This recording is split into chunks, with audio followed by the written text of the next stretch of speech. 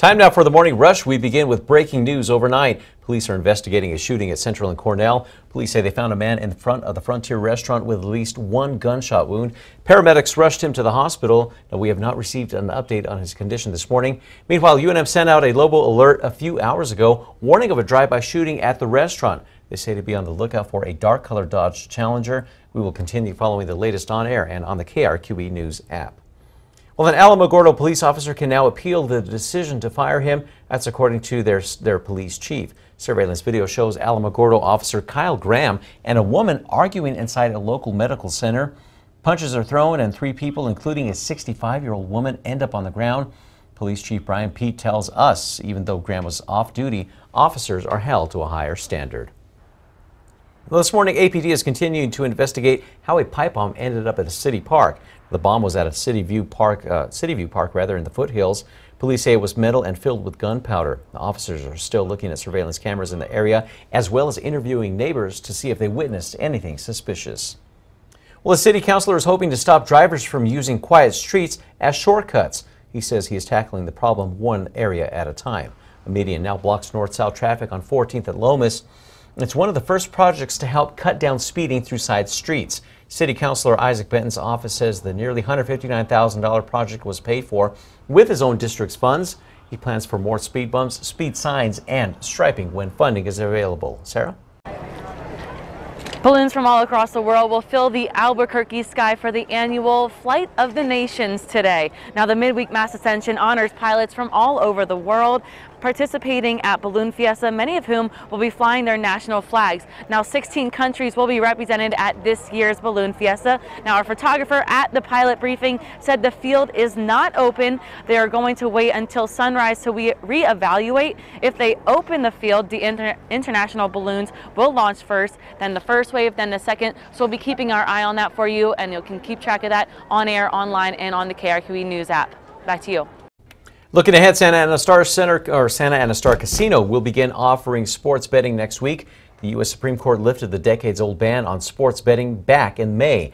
But for it to be allowed in New Mexico, it was believed that the state legislature would have to pass a law regarding the change of all that.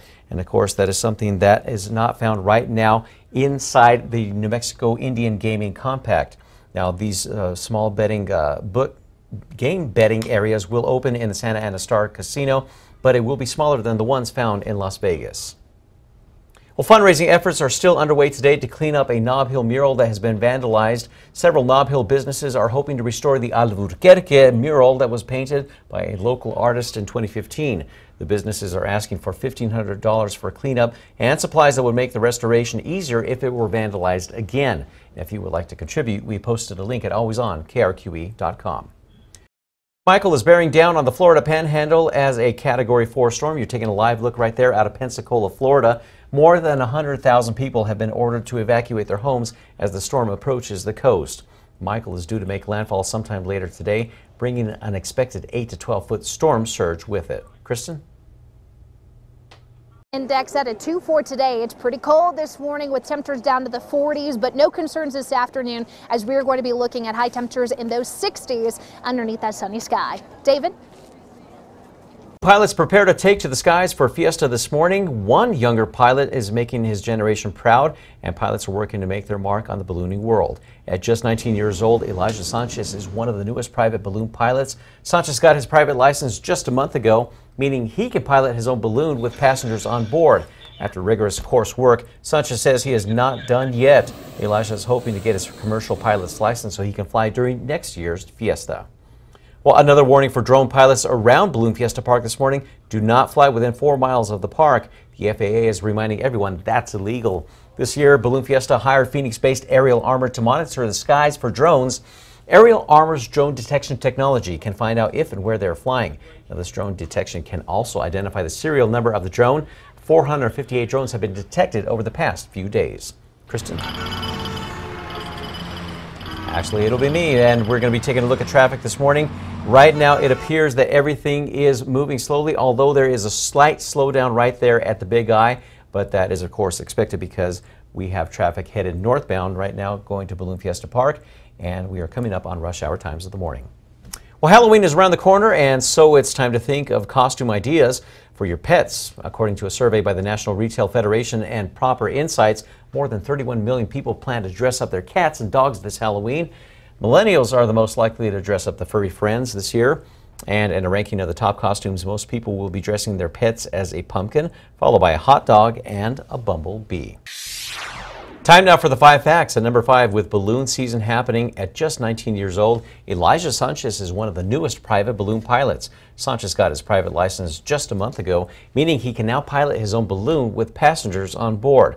After rigorous coursework, Sanchez says he is not done yet. For veteran pilots who say the sport is graying a little bit, they are encouraged by a new surge of young pilots. Elijah is hoping to get his commercial pilot's license so he can fly during next year's Fiesta. And at number 4, another warning for drone pilots this morning: do not fly within 4 miles of Balloon Fiesta Park. Now, the FAA is reminding everyone that it's illegal. This year, Balloon Fiesta hired Phoenix-based Aerial Armor to monitor the sky for drones. Now, Aerial Armor's drone detection technology can find out if and where they are flying.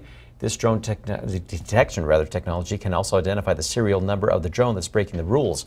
So far, 458 drones have been detected over the past few days. Kristen? At number 3, looking at high temperatures in the 60s today, mostly sunny sky with a little bit of wind here and there, but some spot showers to the north. Looking at better rain chances coming in across the state with the remnants of Tropical Storm Sergio. That happens late Friday into Saturday. David?